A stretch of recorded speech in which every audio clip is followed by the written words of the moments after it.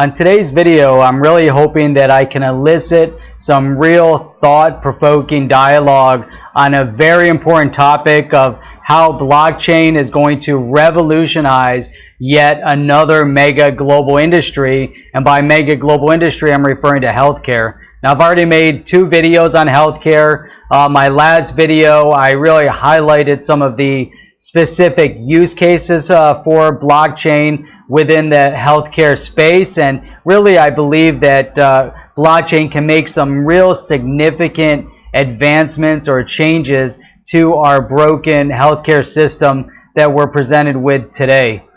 Today though, I really want to focus in on one company and really how the fact that this one company has been seeking patents into developing blockchain technology that is not just in healthcare, but we see that they're also submitting patents in supply chain.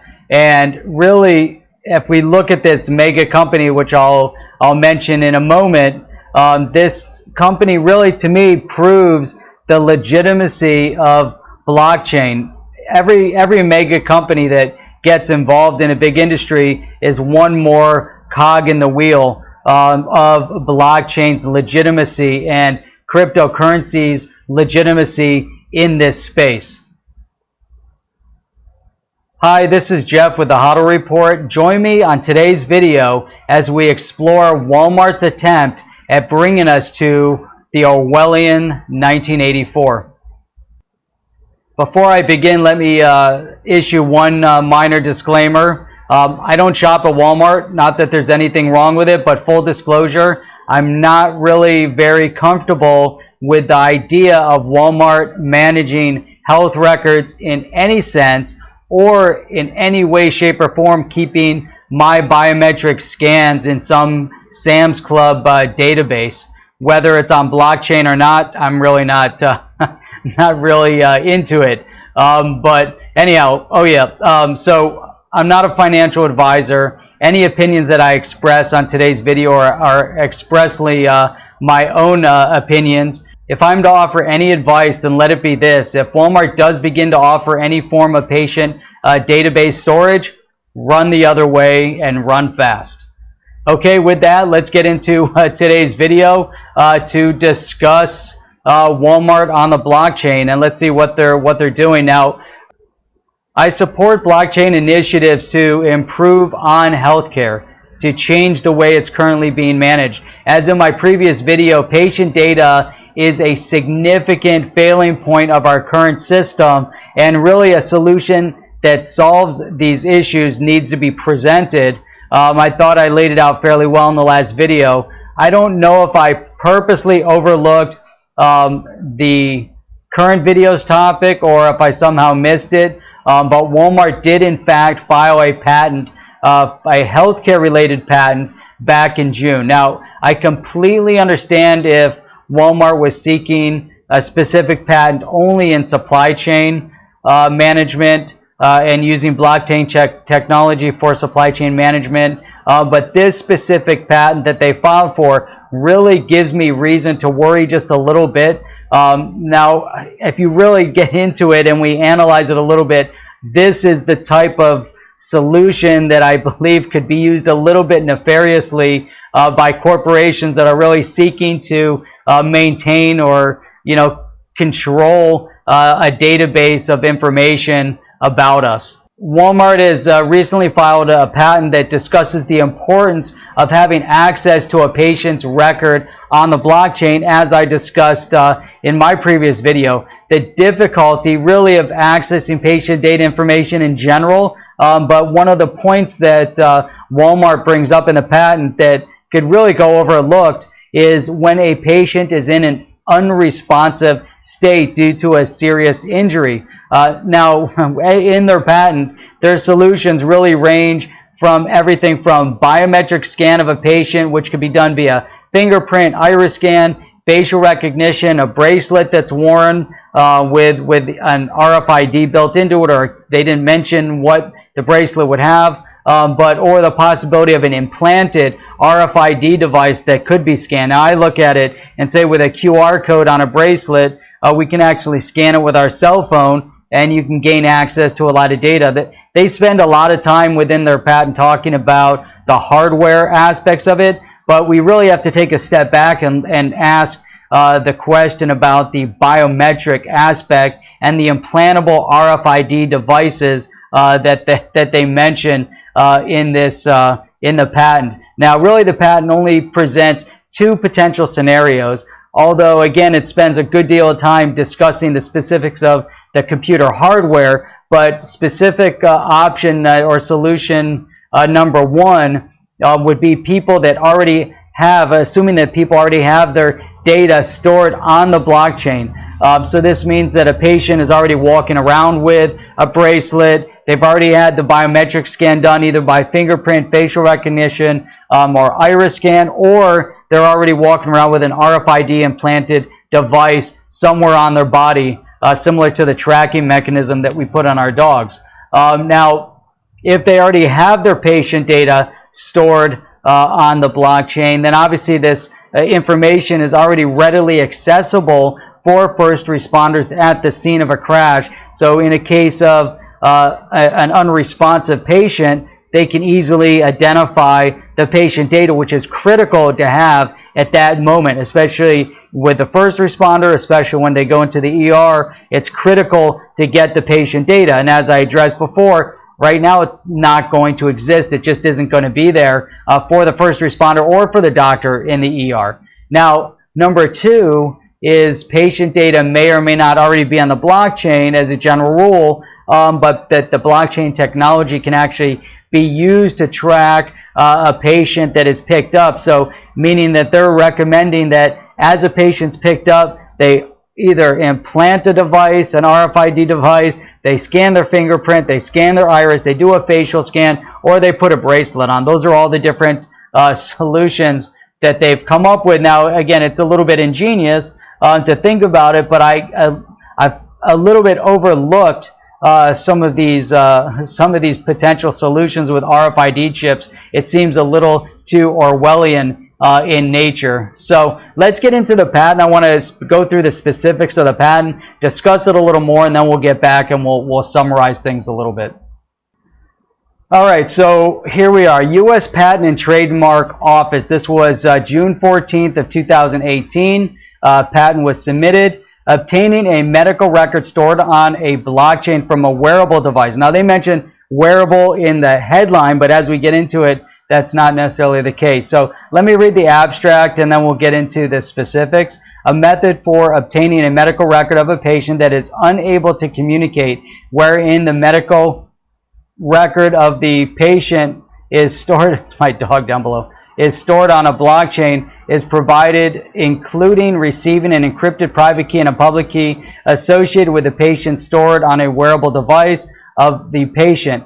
In response to a scanning of the wearable device of the patient at a scene of an emergency, wherein the encrypted private key is decrypted by a biometric signature of the patient, obtaining the biometric signature of the patient by scanning a bodily feature of the patient, decrypting the encrypted private key using the biometric signature of the patient to determine a private key associated with the patient, and accessing the medical records of the patient using a combination of public key and private key associated with the patient to access a local storage medium of the wearable device. So first things first, it's really interesting because we're talking about a biometric scan that is then tracked and connected to a private key that belongs to the patient. So that now becomes the patient's private healthcare key. Obviously, we don't want to release the private key out into the open to where it could be used in who knows how, which way, and to gain access to all their records. There'll be a public key where they can upload data, but it's interesting that you can do a biometric scan and connecting a private key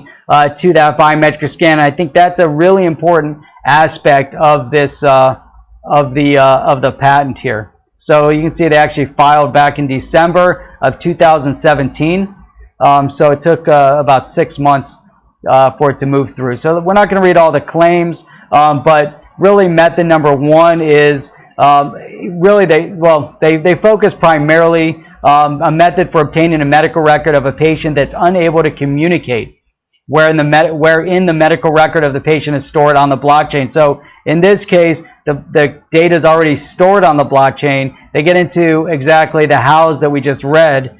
So the method of claim 1, wherein the wearable device is embedded into the skin of the patient. That means that we already have an RFID device embedded into our skin somewhere on our body, wherein the wearable device is a bracelet, wherein the local storage medium is a blockchain database stored on the wearable device and contains only vital emergency specific information. Now this is smart. I kind of like this. I mean, this means that we're wearing something on our body. It's connected to a database that's in the blockchain, and it's only vital emergency specific information. That's kind of interesting, and I know people can wear dog tags. You can have bracelets. A lot of runners wear their emergency rescue bracelets that they can get with information on it that you can file, but this is interesting. So, and then method, and 5 here, the method of Claim 1, further comprising a biometric scanner coupled to the processor for scanning the biometric signature of the patient, and an RFID scanner coupled to the processor for scanning the wearable device. So now they're talking about the hardware of how you could scan.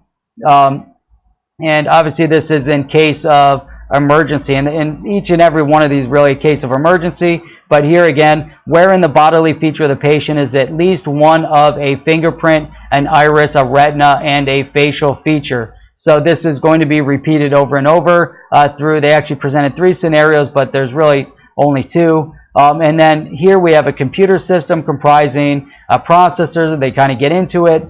But here it is to implement the method for obtaining a medical record of a patient that is unable to communicate, wherein the medical record of the patient is stored on the blockchain, the method comprising blah, blah, blah. So they kind of get into this again with a private key and in case of an emergency. And then they go through and they repeat again the computer system of Claim 8, wherein the wearable device is embedded in the skin of the unconscious patient. So in the second scenario, they want to get data on the patient, but the patient is already unconscious. They don't have information on the blockchain. Now they're actually going to either have a wearable device that's going to be now embedded into the skin of the unconscious patient. Wearable device is a bracelet, so they're going to put a bracelet on, okay? Local storage medium is a blockchain database stored on the wearable device and contains only vital information, emergency specific information from that moment. The computer system further comprising an RFID scanner coupled to the processor. And the last one, the computer system of Claim 8, wherein the bodily feature of the patient is at least one fingerprint, iris, retina, and facial feature. So then it kind of gets into repeat it again. But basically the gist of it is that either the patient is already in the blockchain, the data is in the blockchain already, or in an emergency scenario, they're going to implant a device on our body or put a bracelet on or scan us and start collecting a database of our biometrics. Now, if we already have the information in a database of some sort, that means that somewhere along the line when we go to our doctor, wherever we go, a biometric scan is going to be captured, and that's going to be a retina scan, facial recognition, fingerprinting, whatever it might be. Just one form of, and this is again going to the Orwellian thought process, or really the the nefarious use case, as I mentioned, of collecting our biometric features. And now it kind of takes that step into those futuristic movies where everything is done by facial recognition immediately, or or iris scans where you open up a door. Here you're accessing healthcare records. So it kind of gets into it, again and again, and really, yeah. So anyhow, so you can go through it if you want. You can read it. It gets into a summary of it. I thought it was, again, pretty interesting. But my biggest concern is really Walmart's purpose of and thinking about implanting an RFID chip in everybody, basically. Prior to an emergency scenario. I can understand an emergency scenario, putting a wearable device, it can fall off, and the easiest way to make sure that the patient doesn't go without it, if you implant something in them that is then removable, that it doesn't stay there, but in an emergency scenario, they inject it, it's there, and everybody that can scan. So that I understand. I don't think that part's that big of a deal.